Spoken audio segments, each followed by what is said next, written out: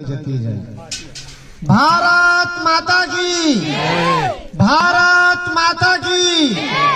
जब तक जोर से नहीं बोलोगे मैं बोलता रहूंगा भारत माता की। पीछे वाले नहीं बोल रहे भारत माता की। उपस्थित गुरुदेव, माँ सरस्वती जी को प्रणाम।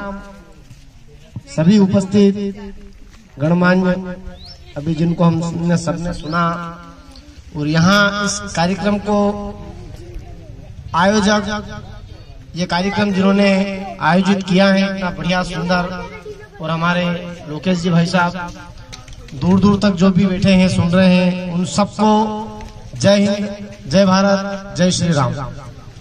मेरा विषय है स्वच्छ भारत। मैं 2015 से गांव गांव ढाणी ढाणी, आपके गांव में भी 2016 में आया था जब शुरू में काम शुरू किया था। अब मैं घुमा नहीं हूं गांव में क्या स्थिति है। मेरा विषय यही है कि देश को स्वच्छ बनाना कितना आवश्यक है, क्योंकि जिस पीढ़ी के लिए, जिन बच्चों के लिए हम अच्छे कपड़े खरीद रहे हैं, जिन बच्चों के लिए बढ़िया मकान बना रहे हैं, जिन बच्चों के लिए सोना चांदी बैंक बैलेंस इकट्ठा कर रहे हैं, जिन बच्चों के लिए अच्छे रिश्ते ढूंढ रहे हैं, उन बच्चों के लिए एक अच्छा वातावरण बने, सबसे पहली जिम्मेदारी हमारे लोगों की यही है। क्योंकि कोरोना में हमने देखा है बड़े बड़े पैसे वाले 30 मार खा, कुछ नहीं, ये कागज के टुकड़े, ये हवेली, ये बड़ी बड़ी चौड़ी चौड़ी सड़कें, बड़ी बड़ी गाड़ियां। स्वास्थ्य रहेगा तो सब कुछ रहेगा। तो मेरी छोटी सी विनती है आपसे, ज्यादा समय नहीं लेते हुए स्वच्छता के प्रति आप हर समय जागरूक रहें। चाहे वो शौचालय की बात हो, प्लास्टिक की थैलियों की बात हो, या गांव की रोडियों पर प्लास्टिक की थैलियां देखता हूं। मैं भी ग्रामीण पे बहुत ज्यादा काम कर रहा हूं। जो गांव की जो रोडी होती है हमारे खेत पर जाने के लिए, जो गोबर की रोडी, उन पे बहुत सारी प्लास्टिक की थैलियां मैं देखता हूं। मैं खुद उनको साफ करता हूं। 7 सालों से मैं ये काम कर रहा हूं। इसमें खर्चा मेरे स्वयं का लगाता हूं मैं, और मैं ये चिंता करता हूं कि ये छोटे छोटे जो बच्चे हैं, जिन बच्चों के लिए हम ये विचार नहीं कर रहे हैं कि इनको क्या खिलाना चाहिए। अभी एक नया चल गया है कुरकुरे के पैकेट, नए नए टेढ़े मेढ़े बिंगो, टनाटन, पता नहीं दिन भर में बच्चे कितने खा जाते हैं, सबको पता है। और कई घर वाले तो इस बात को लेकर परेशान भी है कि ये बच्चा टनाटन खा रहा है, कुरकुरे खा रहा है, घर पर आकर खाना नहीं खा रहा है, रोटी नहीं खा रहा है। तो आप केवल चिंता ना करें, उस चिंता के निवारण के लिए कार्य करें कि अपने बेटे को बढ़िया चीज खिलाएं। मैंने खुद ने गांव में, कई गांव में खाटी राबड़ी चालू करवा दी। वो खाटी राबड़ी जो कुछ वर्षों पहले हमारे गांव का जीवन थी, वो खाटी राबड़ी जो हमारे पुरुषत्व का एक बहुत बड़ा प्रमाण थी और एक ताकतवर चीज थी, वो अब हमारे घरों से गायब हो गई है। मैं सुबह से शाम तक गांव में ही घूमता हूं, और कई जगह तो ऐसा होता है कि वो कहते हैं, कोई कहता है आप सम्मान करता है तो कह भी देता है कि भाई साहब चाय बना लेता पर दूध को नहीं। अब देखो आप गांव के अंदर दूध नहीं है, ये कितनी शर्म की बात है। गांव में दूध नहीं है बस साहब। अरे सिटियों के जो बच्चे हैं, मुझे चिंता इस बात की है कि गांव मजबूत होंगे तो देश मजबूत होगा। बात बहुत लंबी है, बहुत समय लग जाएगा मुझे पूरी बात करने में, क्योंकि भारत गांव का देश है। और भारत को सोने की चिड़िया कहते हैं। तो भारत को सोने की चिड़िया क्यों कहते थे? क्या भारत में सोने की खान थोड़ी थी?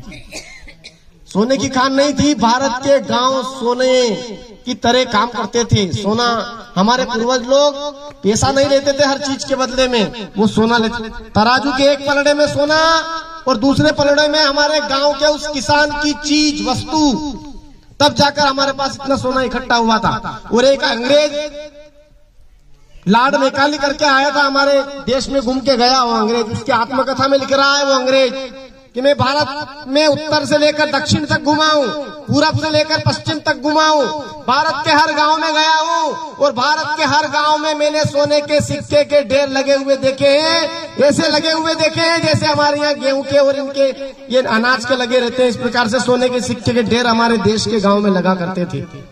अंग्रेजों ने हमारे गांव को तोड़ा। धीरे धीरे धीरे धीरे आज हम वो कमरा तो हमने खाली करा लिया, देश तो आजाद हो गया, लेकिन उनके द्वारा थोकी गई वो किले, हमने हमारा मकान किराए से दे दिया था 1947 में, हमने खाली करा लिया, लेकिन वो जो किले हैं जगह जगह ठोक रखी थी, वो किले बहुत सारी निकालने अभी बाकी है। और उसके लिए मेरा निवेदन है, जब तक गांव नहीं जगेंगे तब तक देश नहीं जग सकता। गांव देश की रीढ़ की हड्डी है। और युवा एक शब्द है, एक विचार कीजिए, युवा, उसका उल्टा कीजिए वायु। युवा वायु। और पूरे विश्व के अंदर जितने भी देश हैं उन सब में सबसे ज्यादा युवा हमारे पास है। भारत के पास सबसे युवा है। आज सबसे युवा अगर किसी देश में है तो भारत के पास है। और ये वायु, युवा वायु, ये वायु अगर प्रदूषित हो जाएगी, जैसा कि भाई साहब ने अभी कहा, हमारे बच्चों को अच्छे संस्कार देना चाहिए। भाई साहब अभी यहाँ बैठे हुए थे, हमारे गुरुजी थे, चले गए। कॉन्वेंट स्कूल एक बहुत बड़ा षड्यंत्र हमारे देश में चला था और चल रहा है, ये कॉन्वेंट स्कूलों का। ये कॉन्वेंट का अर्थ क्या है पता है आपको?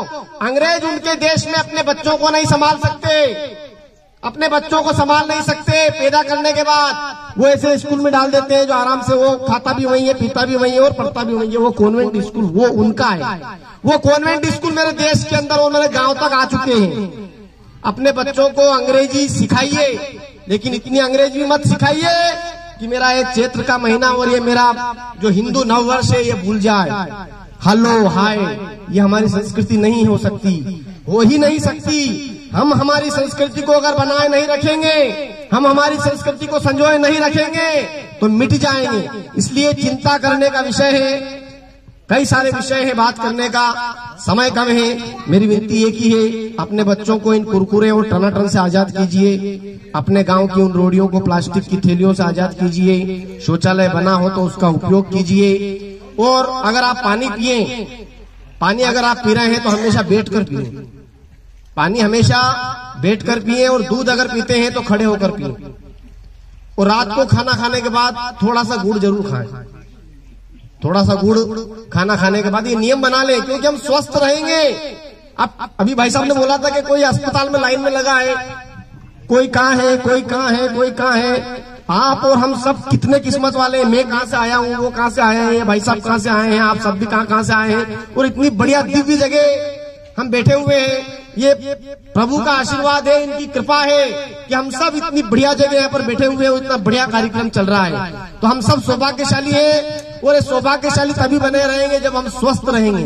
और स्वस्थ जब बनेंगे, क्योंकि हमारी संस्कृति कर्म प्रधान है, ध्यान रखना, कर्म प्रधान है हमारी संस्कृति। अगर हम कर्म सही करेंगे, और वो कर्म शुरू होता है खुद से।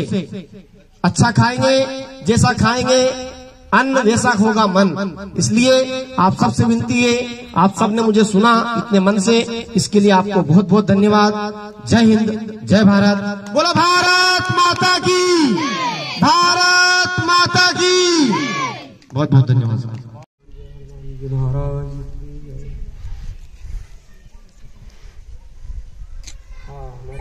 गांव बकानीपुर और ये जो स्थल है, आप जो यहाँ पर 10-20 जना है, आपकी ज्यादा है। जैसे कि नवरात्रि का ये पर्व है, ये आप सबको मंगल है। और सबसे महत्वपूर्ण बात, जैसा कि अभी थोड़ी देर पहला, घंटों भर पहला, जो यहाँ पर कितनी भीड़ थी, जो कितनी भीड़ थी यहाँ पर, वो सब भीड़ गायब हो गई। अब आप भी सोचा कि यार ये सब चल गया और आप ही बैठे। अब अपना में और उना में सोच बकी अंतर। वी जिम्बा है, आप ही भी जिम्या है। हाँ, वी जिम्बा है, वी भी जिम के गया और आप ही भी जिम के, और यहाँ कोई दो बात कर गया। पर अब अंतर अपना समझना है, यदि समझे या नहीं समझे पर अपना समझना है। अरे नौ सब नए साल है, जैसे कि अवार अपने ने गाँव खड़ाया और गाँव गाँव तो रेगियान शुक्लो शुक्लो उड़ गई। तो समझ लो कि अब अपना कहीं करना है। तो फिर जिनकी गया है अपना भी कहीं जिनके बराबर हो गए। भाव किसका ज्यादा है? अपना ने सब सीधी बात है, सब कर दिया। सुनने वाला बड़ों में जो आएगा आज आपकी इकट्ठा है या बैठा तो 2 मिनट में कहीं कहीं तो करन ला। बहुत महान अनुभव ये धरती है, वीरों की है, शक्तिशालियों की है। तो जो जिनकी क्या होने की बात है ना, आपकी अपनी बात, आपने ज्ञान आपने ये बात। तो एक पंक्ति है, सांझ पड़िया दिन आत्मिया, सांझ पड़िया दिन आत्मिया और दीना चकवीरो, चलो चकवा तह चाली जहाँ दिवस रेन न हो, जहाँ दिवस रेन न हो। सांझ पड़ी दिन आत्मिया और दीना चकवीरो, सांझ पड़ते ही और चकवा और चक्री, दिन रात दुख सुख पाप पुण्य जन्म मरण ये दोनों से चल रहा है। ये सृष्टि ब्रह्मांड ये दोनों 2 चीजों से चल रहा है। ब्रह्म शक्ति, ब्रह्म जीव, शक्ति, शक्ति वही ब्रह्म है, ब्रह्म जो शक्ति है, शक्ति जो ब्रह्म है। ब्रह्मांड नायक वो इस जगत का धारण पोषण करने वाला विराट स्वरूप जो अभी हमारे सर जी ने बताया है, पूरे ब्रह्मांड का, इस ब्रह्मांड को बनाने वाला जो अपने को नजर आ रहा है। और जब ये नजर आ रहे तो इसको बनाने वाला भी तो कोई होगा, तो जीव और ईश्वर। तो सांझ पड़ी दिन आत्मिया, एक पंक्ति में मतलब जो है कोई कवि अपने को कहाँ तक ले जाता है, इसका अपने को ज्ञान करना है कि सांझ पड़ी दिन आत्मिया और दीना चकवीरो। सांझ पड़ते ही एक मतलब एक जो है पक्षी का उदाहरण है, सांझ पड़ते ही और जो है वो रोती है। सांझ पड़िया दिन आत्मिया और दीना चकवीरो, चकवी रोती है, दीना चकवीरो। अरे चलो चकवा, अपने उस स्वामी को कह रही चकवी कि चलो चकवा तह चालियो जहाँ दिवस रेन न हो। क्यों? जैसे सांझ पड़ते ही और मान लो कि आप भी कहीं कहीं लेट फेट हो जाओ तो आप ही फोन कर दा कि यार मारो आज आगो नहीं होगा घर पे, तो ऐसे ही अपन तो फोन के द्वारा सूचित कर दिया। पर वह भी दोनों चकवा चकवी जो दोनों पशु पक्षी है वो बिछुड़ जाते हैं सांझ के समय। कोई दिन जब उसका स्वामी नहीं आता है तो फिर उसको बड़ा दर्द होता है कि आज मेरे स्वामी कहाँ है। तो सांझ पड़िया दिन आत्मा दीना चकवी रोए, चलो चकवा ता चालिए जहाँ दिवस रेन न हो।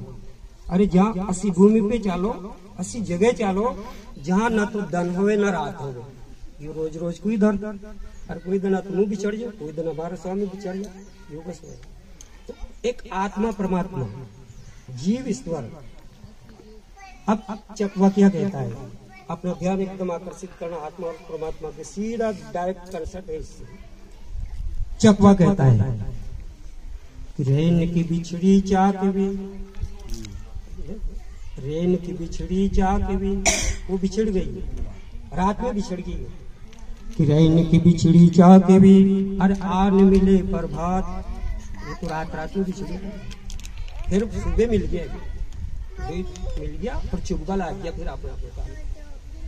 कि रेन की बिछड़ी चाक भी और आन मिले प्रभात, और सत्य का बिछड़ा मान खा और दिवस मिले नहीं रात।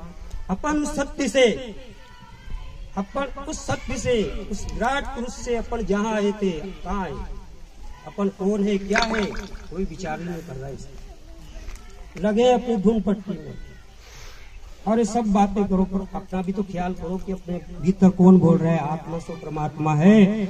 इसलिए कवि का सीधा स्टार्ट कहाँ गया, चकवा कहता है कि रेन की बिछड़ी चाके भी अरे आन मिले प्रभात, सत्य का बिछड़ा मान का दिवस मिले नहीं रात। अपन भजन पूजन पाठ पूजा सब करिए, नवरात्रि करिए, सब करिए, कोई भी चीज, पर अपन 1 मिनट 24 घंटा में 1 घड़ी आधी से भी पुण्यात तुलसी संगत साथ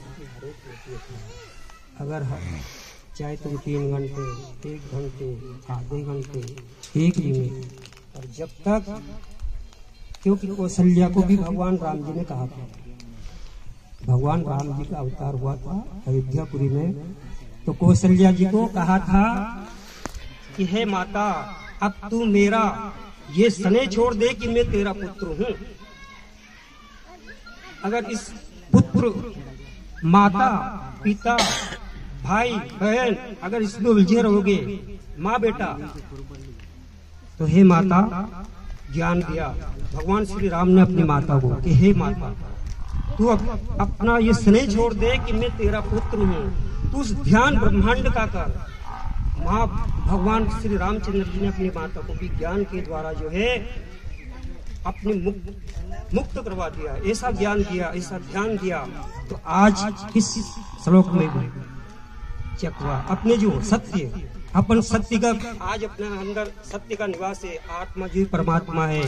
अपन कहाँ से आए थे, क्या कर रहे हैं, 1 घड़ी आधी घड़ी। तो कहने का तात्पर्य है कि हम सत्य से बिछुड़ रहे हैं, सत्य का बिछड़ा मान का दिवस मिले नहीं रात, सत्य का बिछड़ा मान का दिवस मिले नहीं रात। जो अपन वो तो चकवा चकवी तो फिर भी शांत सवेरे मिल जाते हैं, रात का बिछड़ा सवेरे मिल जाते हैं, परंतु आज हम उस परमात्मा से कितने सालों से भटक रहे हैं।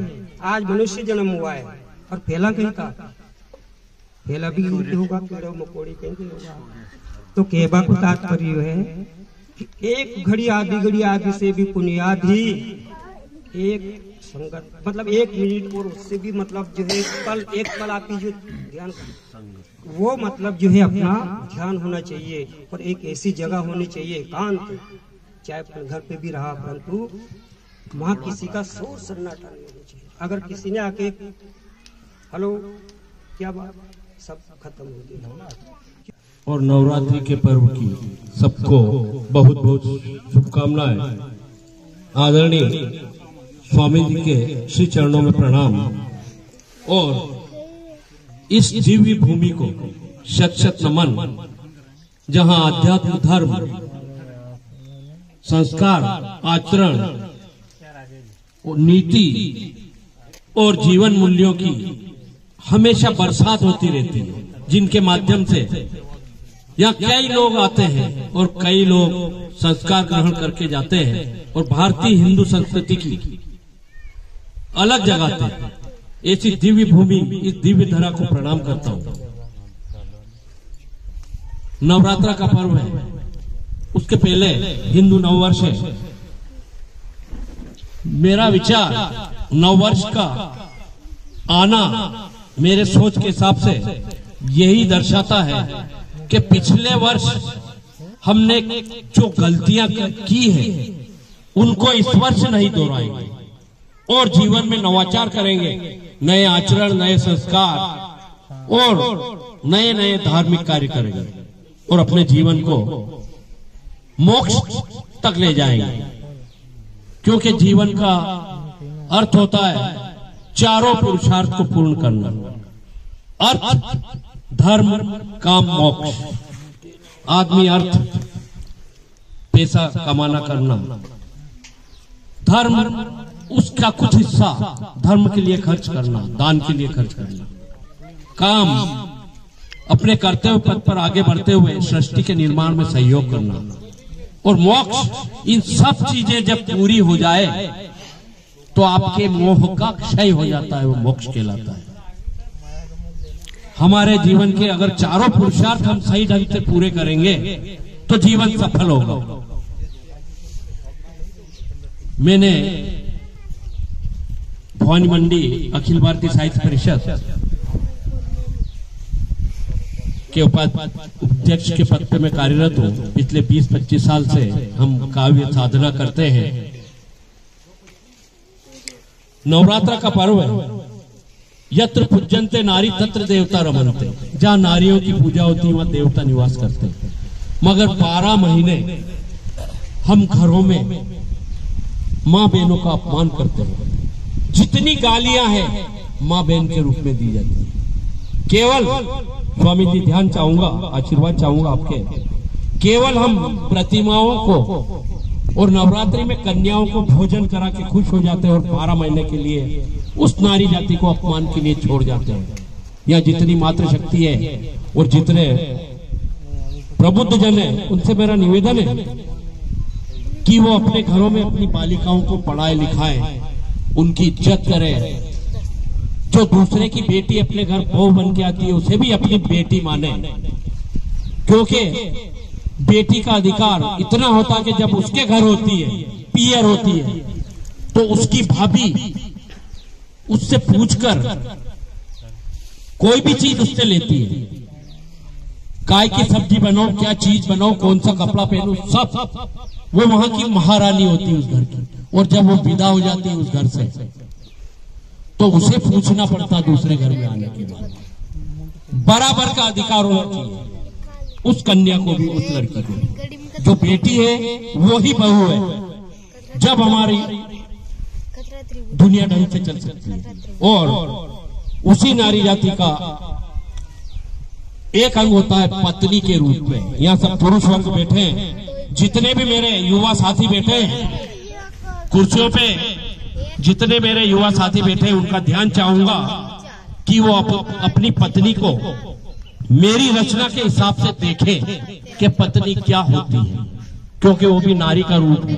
केवल नवरात्रा में 9 रुपये में पूछने से कोई मतलब नहीं है। अपने घर में पत्नी भी अपनी बराबरी की अधिकारी है। उसे सम्मान दोगे तो उससे आशीर्वाद मिलेगा और हमारा घर बहुत उन्नति की तरफ जाएगा। नहीं तो उसे दुख दोगे तो श्राप देगी और बोल तो नहीं सकती, आपका सामना नहीं कर सकती, मगर आप बहुत पिछड़ जाओगे। आपसे मेरी यही विनती है कि पत्नी क्या होती है और उसका सम्मान क्या होना चाहिए। आदरणीय राकेश जी ध्यान चाहूंगा, आदरणीय अनिल जी, साहित्य ही दर्शन 34वें अंक में प्रकाशित हुई है मेरी रचना। उसका शीर्षक है दाम्पत्य। पति और पत्नी से मिलकर बनता है दाम्पत्य जीवन।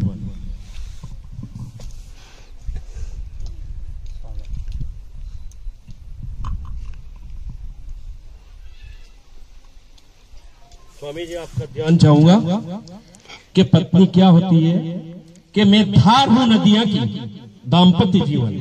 कि मैं धार हूं नदियां की तो पतवार हो तुम, मैं धार हूं नदियां की तो पतवार हो तुम, मैं गीत हूं जीवन का तो संगीत हो तुम, मैं गीत हूं जीवन का तो संगीत हो तुम, मैं छंद हूं भावों का तो कविता हो तुम, मैं छंद हूं भावों का तो कविता हो तुम, मैं शाख हूं तरुवर की, पेड़ों के शाख, मैं शाख हूं तरुवर की तो सुमन हो तुम, मैं शाख हूं तरुवर की तो सुमन हो तुम, मैं दीपक हूं जिंदगी का, मैं दीपक हूं जिंदगी का तो बाती हो तुम, मैं दीपक हूं जिंदगी का तो बाती हो तुम, मैं धनुष हूं तुम्हारा प्रिय, मैं धनुष हूं तुम्हारा प्रिय तो टंकार हो तुम, तो टंकार हो तुम, मैं चिंतन हूं प्यार का, मैं चिंतन हूं प्यार का तो मेरा विश्वास हो तुम, तो मेरा विश्वास हो तुम, और मैं शब्द हूं ब्रह्म का। आदरणीय भाई साहब ने कहा था अभी शब्द ब्रह्म होता है, तो मैं शब्द हूं ब्रह्म का तो सृजन का आधार हो तुम, मैं शब्द हूं ब्रह्म का तो लिखने का जो कविताएं आती ना अच्छे शब्द, कि मैं शब्द हूं ब्रह्म का तो सृजन का आधार हो तुम, और हम यज्ञ करते हैं कि मैं लक्ष्य हूं यज्ञ का, मैं लक्ष्य हूं यज्ञ का तो ऋचा की आहुति हो तुम, मैं लक्ष्य हूं यज्ञ का तो ऋचा की आहुति हो तुम, और मैं सोच हूं सदाचार का, मैं सोच हूं सदाचार का तो संस्कार हो तुम, मैं सोच हूं सदाचार का तो संस्कार हो तुम, और मैं जीव हूं जगत का। इससे सृष्टि का निर्माण होता है, सृष्टि के निर्माण की अहम धुरी, कि मैं जीव हूं जगत का, मैं जीव हूं जगत का तो मिलन का आधार हो तुम, मैं जीव हूं जगत का तो मिलन का आधार हो तुम, और मैं पवन हूं श्वास की, मैं पवन हूं श्वास की, सांस लेते हैं तो उसकी हवा हो, मैं पवन हूं श्वास की तो उसकी सुगंधी हो तुम, मैं पवन हूं श्वास की तो उसकी सुगंधी हो तुम, और मैं अभिषेक हूं महाकाल का। मैं अभी वाराणसी गया था, काशी विश्वनाथ के अभिषेक करके आया, महाकाल गया था उसके पहले। और अभी मेरे बेटी की शादी हुई, उसकी दुल्हन को ले गया था, वो अभिषेक करा के आया था। बराबरी के अधिकारी है दोनों पति पत्नी, डॉक्टर भी है। कि मैं अभिषेक हूं महाकाल का, ये लाइन बहुत जबरदस्त है, सुनिएगा, ध्यान चाहूंगा। कि मैं अभिषेक हूं महाकाल का, तो अर्पण की जलधार हो तुम, तो अर्पण की जलधार हो तुम। जीवन और मृत्यु तो, जीवन मरना तो, जीवन और मृत्यु तो धूप जाओ का खेल है। जिंदगी गुजार दो साथ साथ प्यार से और समर्पण से। हंसते रहो जब तक दीपक और बाती में तेल है, दीपक और बाती में तेल। मिल ली थी आपके आशीर्वाद। एक दो चार चीजें बहुत बढ़िया। भाई कटाक्ष बोलता हूँ महिलाओं के लिए, और नवरात्रि तो मैं नवरात्रि का व्रत करता हूँ और पूरी आराधना सच्चे मन से शब्दों के द्वारा करता हूँ। आदरणीय स्वच्छ भारत अभियान के प्रणेता का भी ध्यान चाहूंगा कि स्वामी जी हम केवल कोरी बातें करते हैं, एक भी ऐसा व्रत नहीं है जो पुरुष महिलाओं के लिए करे। और बहुत सारे ऐसे व्रत हैं जो पीरा के लिए, करवा चौथ पति के लिए, और कौन सी वो तीज आती है वो महिला पुरुष की शुभकामना के लिए करती है। एक भी ऐसा श्रृंगार नहीं है जो पुरुष उसकी पत्नी के लिए पहनता, उसकी माँ के लिए पहनता। सारे श्रृंगार, सारे जो अलंकार है, आभूषण है, वो सब पत्नी अपने पति की शुभकामना के लिए, उसके मांग में सिंदूर भरती है, तिलक लगाती है, चूड़ियां चूड़ा पहनती है, मांगा चूड़ा पहनती है, इतना त्याग करती है, करवा चौथ में भूखे रहती है। इनके नाम भी पुरुषों पे है, हाँ सारे जितने भी गहने महिलाएं पहनती है उनके नाम पुरुषों के, जैसे चूड़ा, चूड़ी नहीं चूड़ा जो सौभाग्य का प्रतीक होता है, टड्डा, पाजेब, कोई सा भी गहना देख लो पुरुषों के नाम पे। और वस्त्र पहनेंगे, घाघरा वगैरह, वो भी पुरुषों के नाम पे। तो सब कुछ समर्पित है पुरुषों के लिए। बहुत बढ़िया राजेंद्र। तो यत्र पूज्यन्ते तत्र देवता रमन्ते। नारी की पूजा जहाँ होती है, पर वास्तविक में उसके सम्मान से नारी की पूजा करनी चाहिए घर में। और वो कब होगी? जब उसे पढ़ा लिखा के, और किसी को डॉक्टर, किसी को इंजीनियर, किसी को आंग सान सूची, किसी को मीरा, किसी को गायत्री, किसी को दुर्गा, किसी को सावित्री, किसी को इंदिरा, किसी को कमला हैरिस बनाओ पढ़ा लिखा के, जो अमेरिका की उपराष्ट्रपति है अभी। जब जीवन सत्य होगा। पर एक व्यंग है, एक कटाक्ष है आदरणीय स्वामी जी कि भाई नारी का केवल वीर सम्मान झूठा होता है।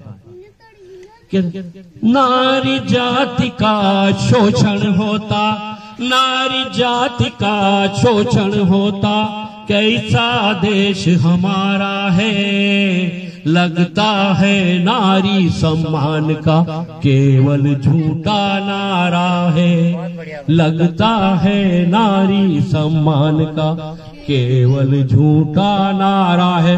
पैसे कमाने के लिए तो लक्ष्मी की पूजा करते हैं 12 महीने में। लक्ष्मी की हम पूजा करते, लक्ष्मी की हम पूजा करते, बहुएं रोज जलाते हैं, बाल विवाहों को करवा कर ठेकेदार बन जाते हैं। बड़ी 18 साल से नीचे की बच्चे को मत पढ़ना हो, उसकी शादी मत करो, उसे पढ़ने दो। लक्ष्मी की हम पूजा करते, बहुएं रोज जलाते हैं, बाल विवाहों को करवा कर ठेकेदार बन जाते हैं। समाचारों में नारी उत्पीड़न, समाचारों में नारी विज्ञापन, जितने विज्ञापन है उसमें महिलाओं की दुर्गति करते हैं। समाचारों में नारी विज्ञापन, कैसा देश हमारा है, लगता है नारी सम्मान का केवल झूठा नारा है, लगता है नारी सम्मान का केवल झूठा नारा है। और नवरात्रि में कन्याओं का 9 कन्या जी महीने 900 जी महीने 901 जी महीने नवरात्रि में कन्याओं का बालचंद जी नवरात्रि में कन्याओं का मिथ्या हम गुणगान करें, माँ बहनों की गाली देकर रोज ही हम अपमान करें, माँ बहनों की गाली देकर रोज ही हम अपमान करें। और अखबारों में बहुत सारे केस, गली गली में दुराचार है, गांव शहर में अनाचार है, गंदा देश हमारा है, लगता है नारी सम्मान का केवल झूठा नारा है, लगता है नारी सम्मान का केवल झूठा नारा है। और मातृशक्तियों से निवेदन है कि अपनी आने वाली पीढ़ी को, बच्चों को इतना योग्य बनाओ, इतना संस्कारवान बनाओ, गुरु जी के पास आके ज्ञान ग्रहण करो।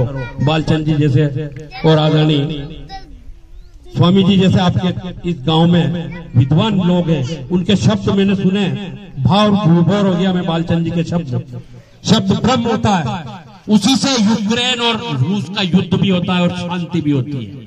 नोबेल शांति पुरस्कार भी शब्द से मिलता है और युद्ध भी पूरा देश बर्बाद हो जाता केवल शब्द से। तो शब्द ब्रह्म होता है।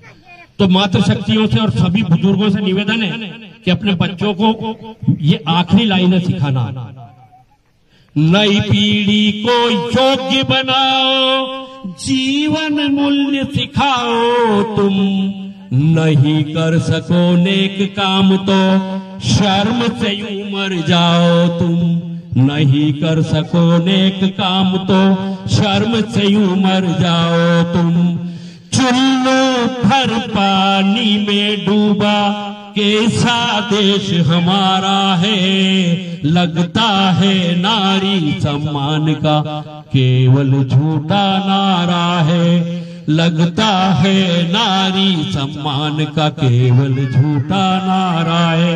और